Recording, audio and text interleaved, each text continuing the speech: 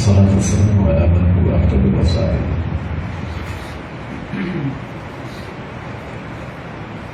وعلى آله وأصحابه ذوي الفضائل والمبارك.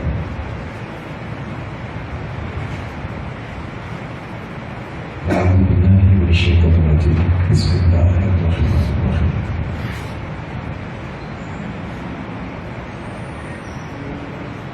قال الله تبارك وتعالى في الكلام المجيد: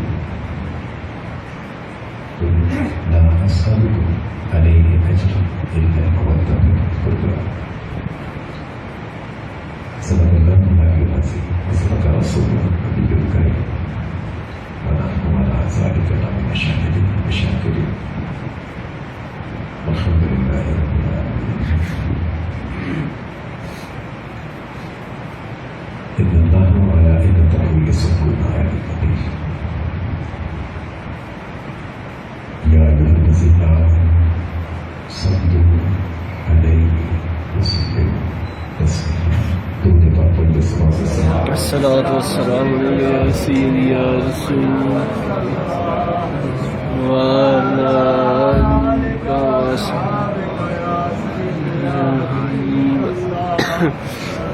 الصلاة والسلام عليك يا سيدي يا رسول الله وعلى آلك وصحبك يا حبيب الله.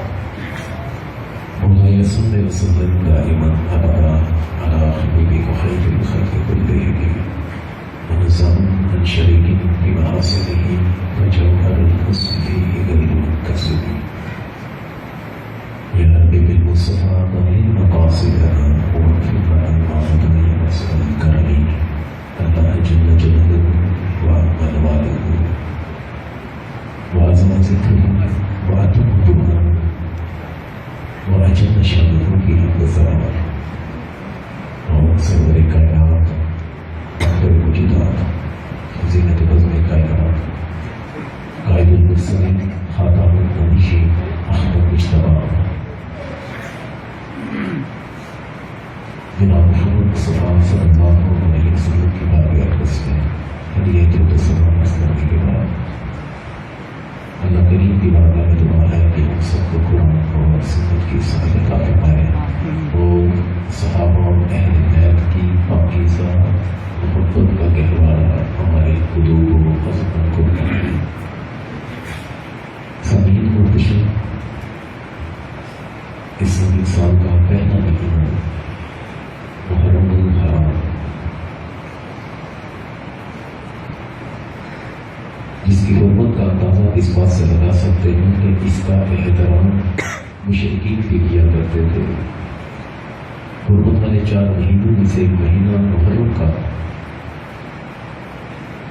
اس میں کافر بھی جو تھے وہ بھی اس مہینے میں جنگ و جدل نہیں کرتے تھے،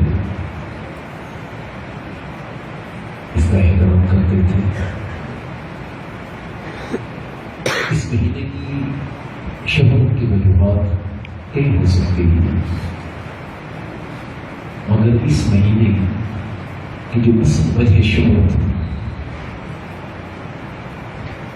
کہ جب بھی یہ شروع ہوتا ہے تو جس شخص نے سرکار پاک صلی اللہ علیہ وسلم کا کلمہ پڑھا ہے، جس کے سینے میں اللہ نے ایمان کا نور رکھا ہے، اس کے سینے میں امام حسین اور شہدائے کربلا کی یاد تازہ ہو جاتی ہے.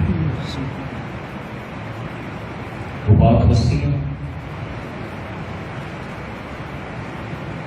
جن کے بارے میں سرکار عالم صلی اللہ علیہ وآلہ وسلم کو حکم ارشاد فرمایا گیا کہ محبوب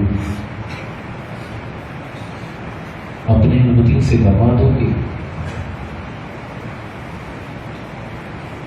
میں نے جو تم تک پیغام خدا بندی پہنچایا، تمہیں قرآن کا تحفہ دیا، تمہیں کلمے پڑھائے، اپنی صحابیت کا شرف ادا کیا، زندگی کی گہرائیوں میں تھے، میرے صدقے اللہ عز و جل نے تمہیں آسمان کے ستارے بنائے.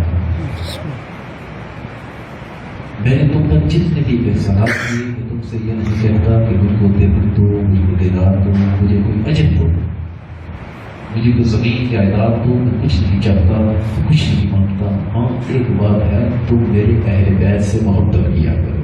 سبحان اللہ۔ علت بہت ان کو کہا کہ میرے جو قریبی ہیں، میرے جو قرابت دار ہیں، میرے جو رشتہ دار ہیں، وہ چاہے میری ازواج، یہ غلط ہے، وہ چاہے میری اولاد ہو،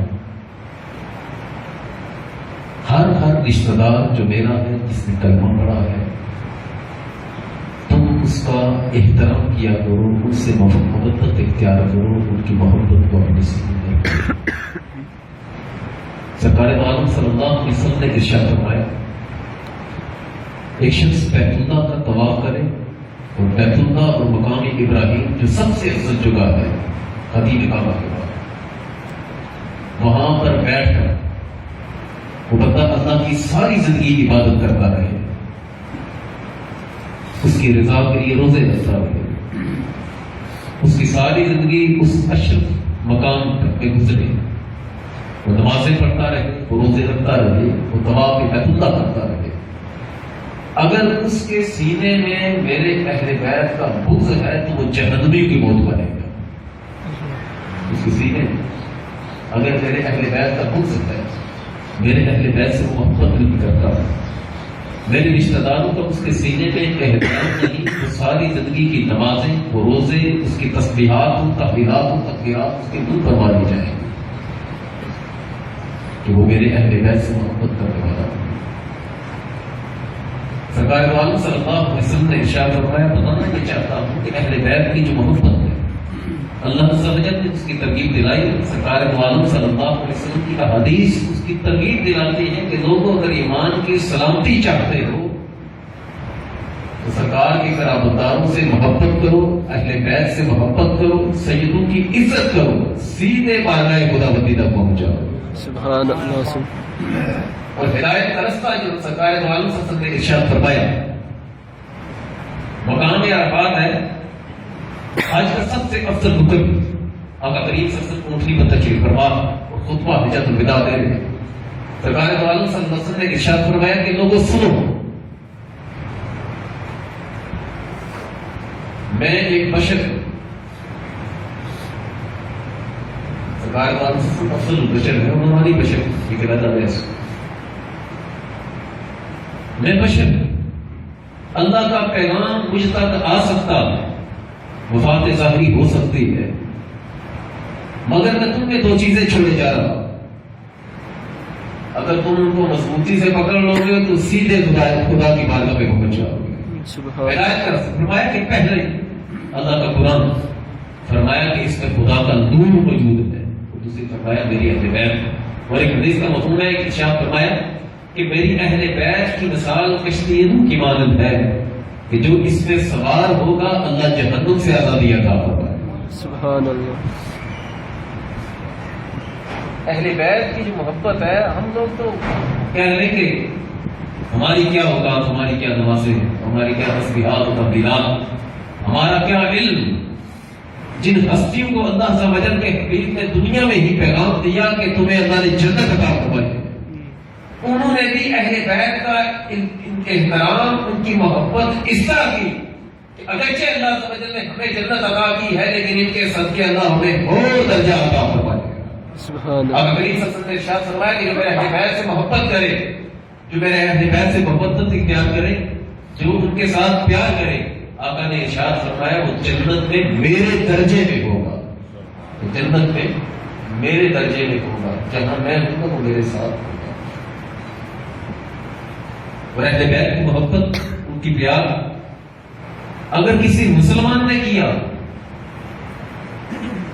اگر کلمہ گو نے کیا تو اللہ عز و جل نے سے مقام ولایت عطا فرمایا۔ سبحان اللہ۔ اور اگر کسی کافر کے دل میں ان کی محبت بیٹھ گئی، ضروری نہیں کہ اہل بیت کی محبت، سرکار کے قرابت داروں کی محبت کسی مومن کے دل میں ہی بیٹھے، محبت بندہ کرتا نہیں، محبت ہو جاتی۔ سبحان اللہ۔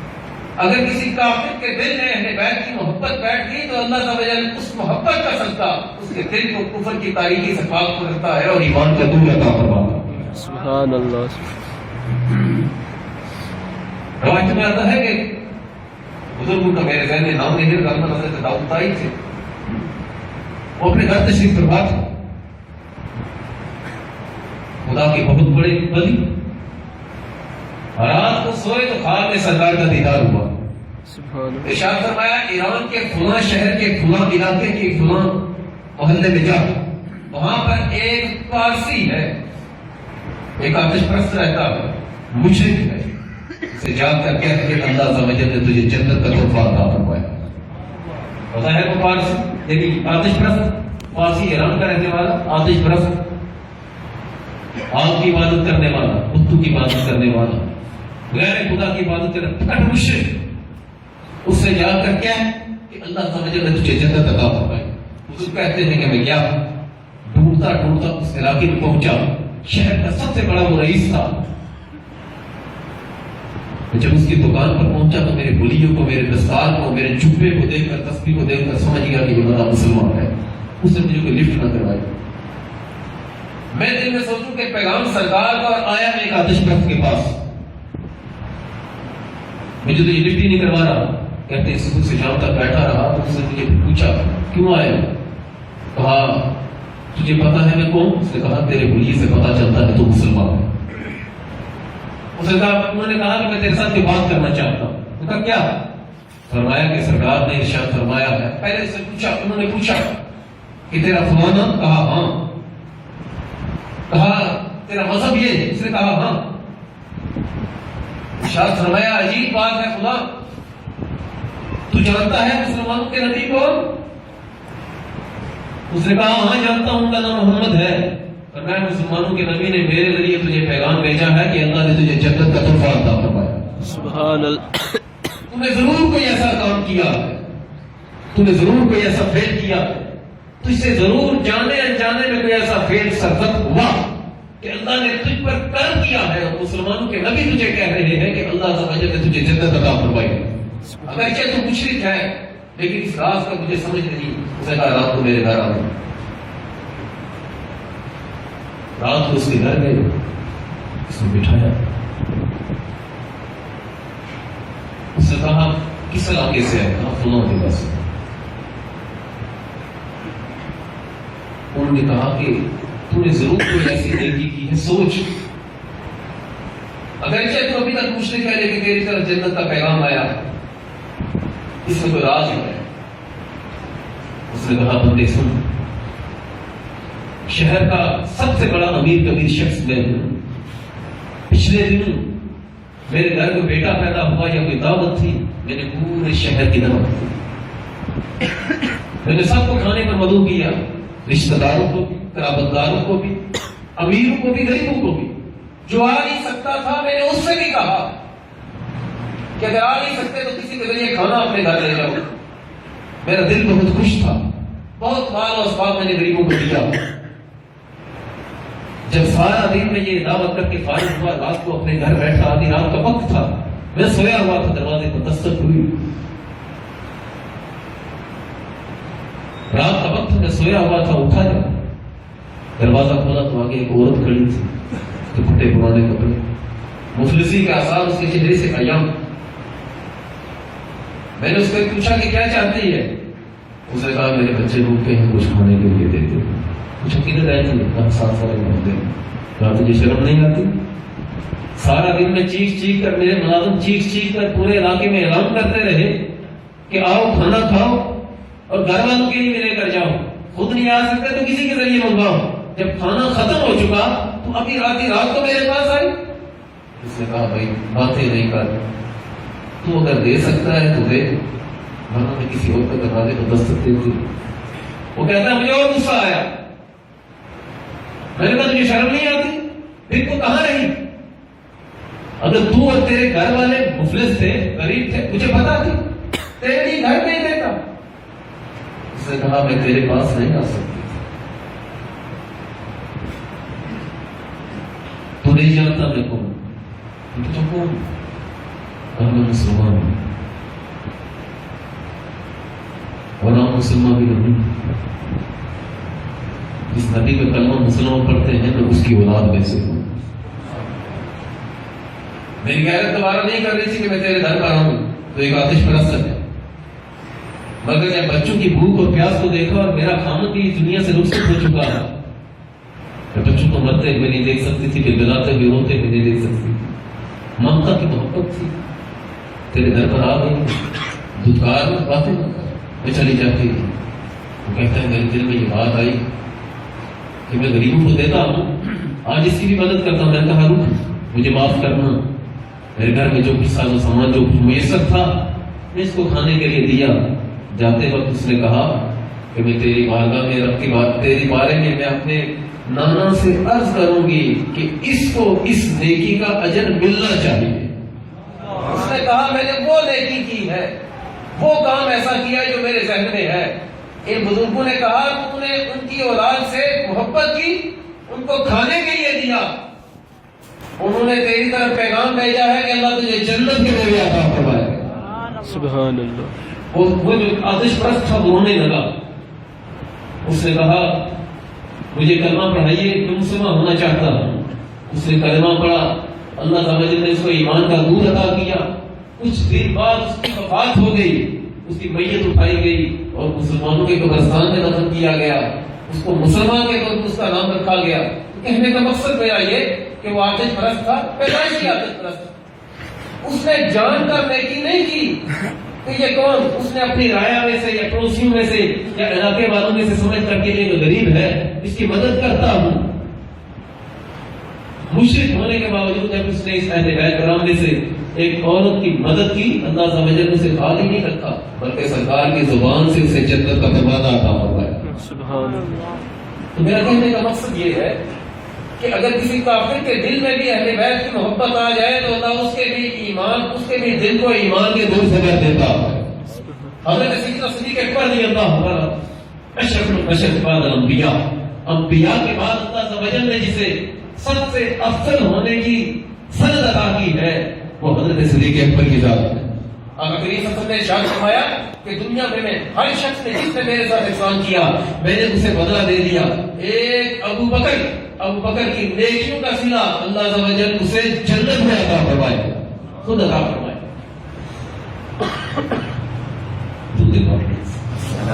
الصلاۃ والسلام علیک یا سیدی یا رسول اللہ۔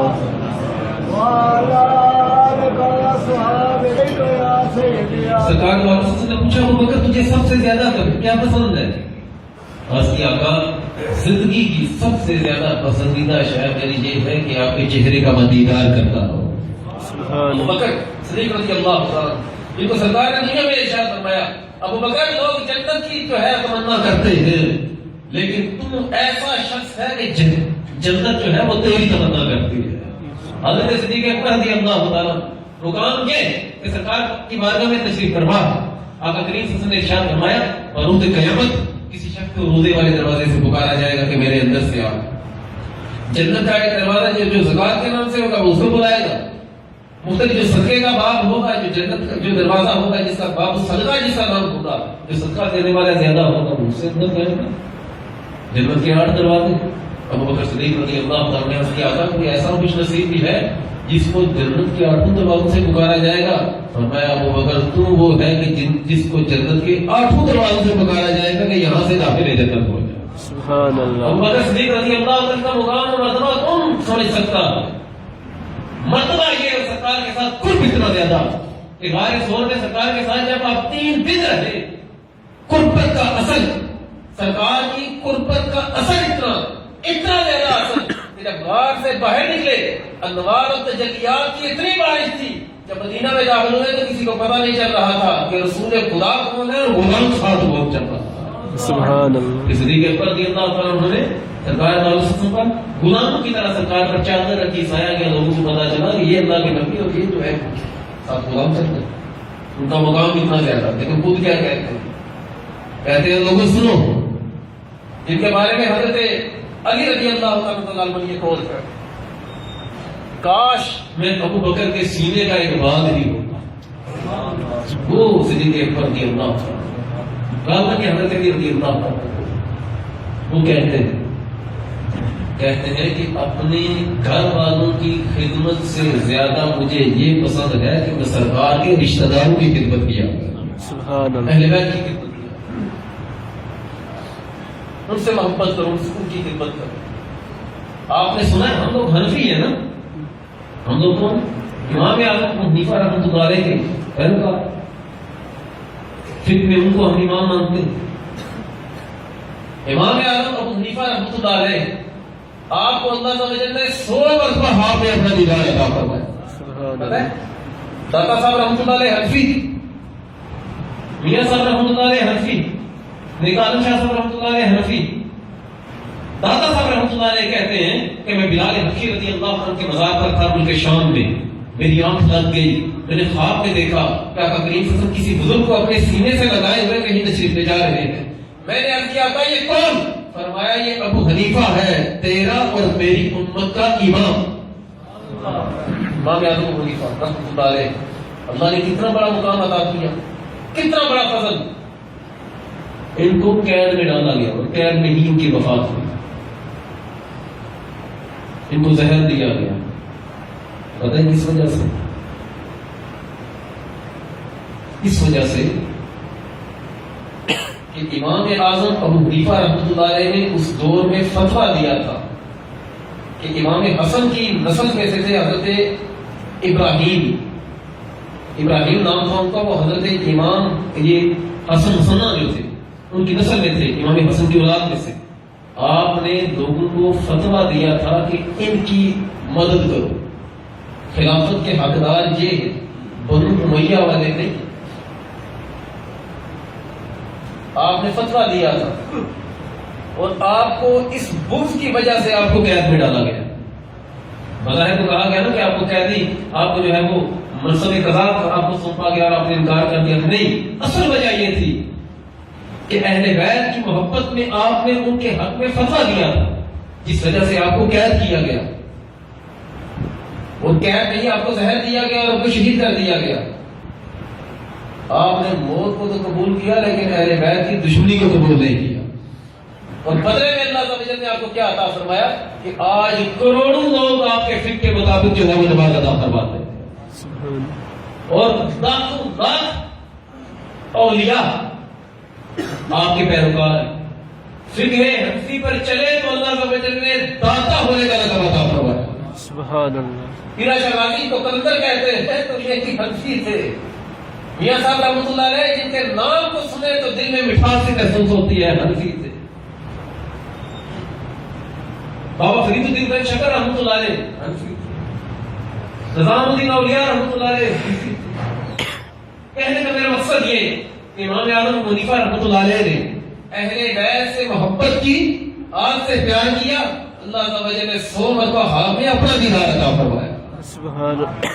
محبت کی، پیار کیا، اتنی زیادہ محبت کے جو ہے وہ فوت ہونا، شہید ہونا قبول کر لیا، لیکن ان کے خلاف فتویٰ نہ دیا۔ اللہ نے مقام کیا عطا کیا؟ جس جگہ آپ کی وفات ہوئی اس جگہ پر آپ نے 7000 مرتبہ ختم قرآن کیا۔ سبحان اللہ۔ جس جگہ آپ کی وفات ہوئی، اللہ تعالی نے مرتبہ کیا دیا؟ اللہ نے مرتبہ یہ دیا کہ آئمہ، یہ جو جتنے بھی حدیث کے آئمہ ہیں، امام بخاری ہوں، ابن ماجہ ہوں، امام نسائی صحیح ستہ کے جتنے جو ہیں محدثین مصنفین، سب کے سب بالواسطہ یا بلا واسطہ آپ کے شاگردوں میں ان کا شمار ہوتا ہے، یا آپ کے شاگردوں کے شاگرد۔ امام مالک رحمۃ اللہ علیہ کا آپ نے نام سنا ہوگا، آپ کو سریام کوڑے لگوائے گئے اور اتنے کوڑے لگوائے گئے کہ آپ جو ہے وہ بے ہوش ہو گئے، لیکن زبان سے جو ہے اس کا اپنا نکالا۔ جب آپ کو کچھ افاقہ ہوا، کچھ ہوش میں آئے تو فوراً کہا، میں نے جعفر بن سلیمان، یہ بنو امیہ کا تھا، میں نے جعفر بن سلیمان، کہ بنو عباس سے یہ میں سے کسی کا تھا، بنو امیہ کا تھا، میں نے جعفر بن سلیمان کو اللہ کی رضا کے لیے معاف کیا۔ اور لوگوں نے کہا کہ آپ کو اس نے بلا وجہ آپ کو کوڑے کروائے، بلا وجہ آپ کو ذلیل کیا۔ آپ عالم مدینہ شریف میں آپ جو ہے مسجد پر بیٹھ کر سرکار کی حدیثیں پڑھاتے رہے، اور آپ کو اس نے ذلیل کیا، آپ کو اس نے مروایا، اور آپ کہتے ہیں میں نے اسے معاف کیا، ابھی ہوش بھی پوری طرح نہیں۔ کہا میں نے اس کو معاف اس لیے کیا ہے کہ یہ سرکار کا رشتہ دار لگتا، میں چاہتا ہوں کہ بروز قیامت میری وجہ سے اس کو اللہ کی پکڑ نہ ہو۔ پھر اس محبت کی وجہ سے اللہ نے مقام کیا عطا کیا کہ اس جعفر بن سلیمان اگرچہ اس نے ظلم کیا لیکن چونکہ وہ دور پار سے بھی سرکار کا رشتہ دار لگتا تھا، امام مالک نے سرکار کی محبت میں اسے معاف کیا اور پھر ملا گیا. خود کہتے ہیں کوئی رات ایسی نہیں جاتی جس رات میں مجھے سرکار اپنا دیدار نہ عطا فرمائے. سبحان اللہ. کوئی رات ایسی نہیں جاتی جس رات میں مجھے سرکار دو عالم سے اپنا دیدار عطا نہ فرمائے. امام شافعی رحمۃ اللہ علیہ کروڑوں شافعیوں کے پیشوا، امام بخاری جیسی ہستی بھی امام شافعی کی مقلدین کی. آپ کو بیڑیاں ڈال کر جو ہے وہ بات اس کی سلطان کے پاس پیش کیا گیا اور وجہ کیا تھی؟ لوگ آپ کو جو ہے وہ کہتے تھے یہ رافضی ہے. کیوں کہ اہل بیت سے آپ محبت کرتے تھے. آپ لوگوں سے کہتے تھے کہ لوگوں اگر اہل بیت سے محبت کرنا رفض ہے، شیعت ہے، تو مجھے وہی سمجھو، مجھے وہی سمجھو. میرا کہنے کا مقصد یہ ہے کہ جس شخص نے بھی اہل بیت کرام سے محبت کی، اگر کافر ہے اس کے سینے میں ان کی محبت آئی تو اللہ نے ایمان کا دور عطا فرمایا. اگر مسلمان ہے تو اس نے محبت کی تو خالی وہ بھی نہیں رہا، اللہ تعالی وجہ نے تاج ولایت ضرور عطا فرمایا. حضرت جنید بغدادی صاحب نے نام سے مشہور بات کیا، مشہور بات، سرکاری پہلوان تھے، کشتی کیا کرتے تھے اور ان کے مقابلے کا پہلوان پورے علاقے میں کوئی نہیں تھا. ایک مرتبہ کھاڑے میں تھے تو اعلان کیا کون ہے کہ جنید سے لڑے گا. سب چپ. وہاں پر کوئی سید صاحب تھے، پتلے سے، کمزور سے، چھوٹی عمر کے، میدان میں اترے. انہوں نے کہا میں اس سے مقابلہ کروں. میدان میں اترے اور جنید بغدادی رحمۃ اللہ علیہ کے مقابلے میں جب آئے 2 گن سے، انہوں نے کہا یہ بچہ کیا مقابلہ کرے گا، اتنے بڑے پہلوان، بڑے بڑے سرما اس کے سامنے گھٹنے ٹیک دیے انہوں نے.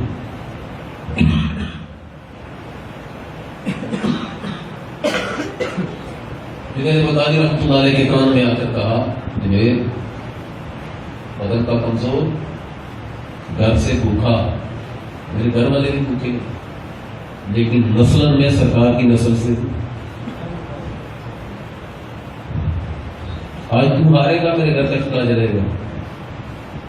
لیکن سن، اگر تم میری وجہ سے ہارا نا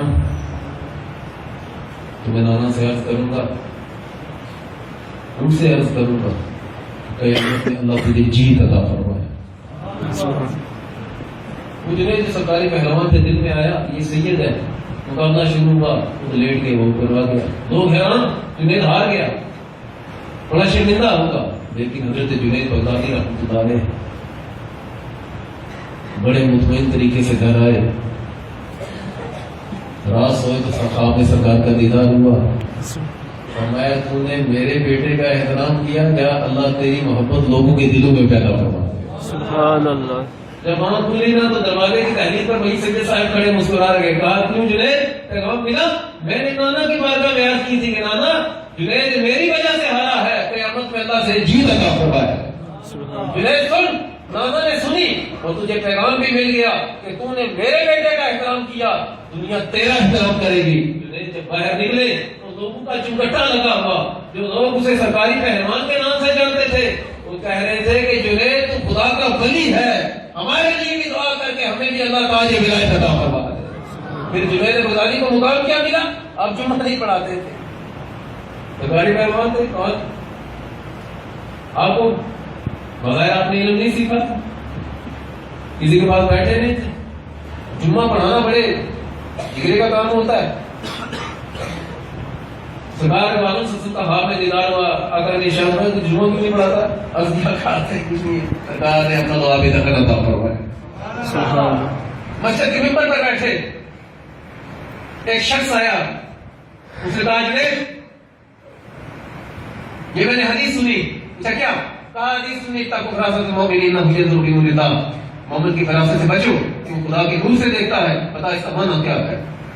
جنید بغدادی ممبر پر بیٹھے، آپ نے ارشاد فرمایا سن، یہ تو نے جو بات کہی، تو گھر میں تھا، تو نے مجھے آزمانا چاہا، اس مسجد میں آیا, تو نے یہ حدیث کسی سے سنی, اس مسجد میں آیا, مذہب کے لحاظ سے تو عیسائی ہے, تو نے دل سے وعدہ کیا تھا کہ اگر جنید کو یہ پتا چل جائے کہ میں عیسائی ہوں, میں کلمہ پڑھ لوں گا, یہ حدیث کا معنی پوچھتے پوچھتے میں کلمہ پڑھ لوں گا, تو اس نے بتا دیا چل میں تجھے کہتا ہوں کہ کلمہ پڑھو مسلمان ہو جا. سبحان اللہ. پتہ ہے جب انہوں نے سید کا احترام کیا تو اللہ تعالی وجل نے دل کی نگاہ عطا فرما دی. سبحان داتا صاحب کا نام سنا سب لوگوں نے, کس نے نہیں سنا؟ کتنی دنیا جاتی ہے ان کے مزار پر. جس بندے کا حج اور عمرے کا کوئی پلان, کوئی معاملہ نہ بنتا ہو, پاس کچھ بھی نہ ہو, داتا صاحب جا کر حاضری دے, عرض کرے کہ میرا جو ہے کوئی سبب بن جائے حج یا عمرے کا, میں کہتا ہوں اسے دیری نہیں لگے گی, اللہ غیر سے مدد فرمائے گا, یہ کام ہو جائے گا. سبحان اللہ. میری اپنی اپنودہ ہے. داتا صاحب رحمۃ اللہ علیہ کی کرامات آپ نے سنی, کیونکہ ہمارے پاکستان کے ہیں داس لوگ چاہتے ہیں, ان کے مزار پر بیٹھ کر خواجہ معین الدین چشتی رحمۃ اللہ علیہ, جن کی آنکھ جس ہندو پر پڑتی تھی وہ کلمہ پڑھ لیتا, 90 لاکھ ہندو کو آپ نے کلمہ پڑھایا.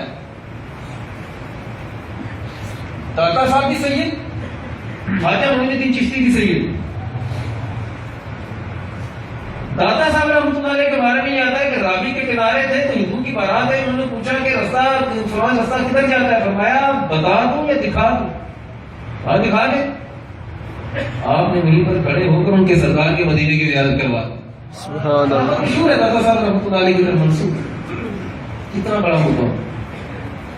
جن کے مزار پر خواجہ معین الدین چشتی بیٹھے اور کہیں کہ گنج بخش فیض عالم نظر نور خدا, ناقصارا پیر کامل کامنارا رہنما, کہ گنج بخش فیض عالم, یہ داتا خزانہ ہے اللہ کے فیض کا, کہ پورے جہاں کو فیض تقسیم, ناقص یہاں پر آئے تو کامل بن جائے, اور کامل جو یہاں پر آئے تو اللہ سمجھے ولایت عطا فرما دے. سبحان اللہ.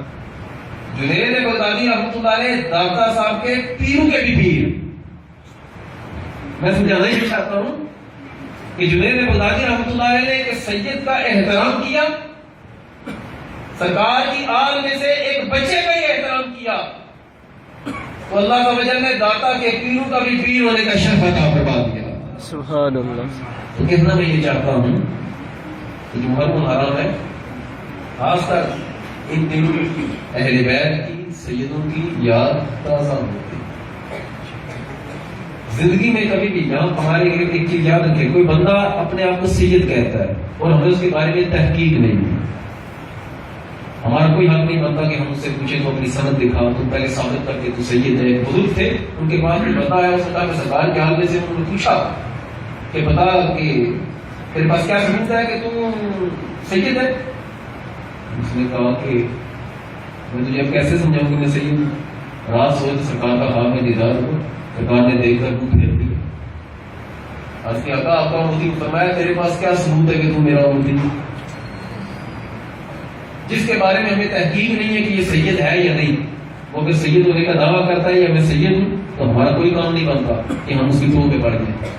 یہ فتویٰ ایسی ہے جس کے بارے میں ہمیں تحقیق ہے کہ یہ ہے راسی, اور وہ سید اپنے آپ کو کہتا ہے, اس کے اس کے ساتھ قطع تعلق کرنا یہ ضروری ہے کہ سرکار کو تو مدد نصب ہوتا. بات سمجھ آئے کیا کہہ رہے ہیں؟ سید کا احترام کرنا یہ فرض ہے. جو بند سرکار کا اس نے خود ارشاد فرمایا کہ جو بندہ مقام ابراہیم اور بیت اللہ کے درمیان, یعنی اتنی مقدس جگہ پر بھی کھڑے ہو کر کہ بیٹھ کر وہ اللہ کی عبادت کرے, ساری زندگی روزے رکھتا رہے, لیکن میرے اہل بیت پہ اس کے سینے میں بغض ہے, وہ بندہ جہنمی ہے, وہ جنتی نہیں ہو سکتا. کیونکہ خود رسول اس کی قدموں میں دوڑ جو بندہ ان سے محبت کرتا ہے وہ سرکار کی محبت کی وجہ سے محبت کرتا ہے.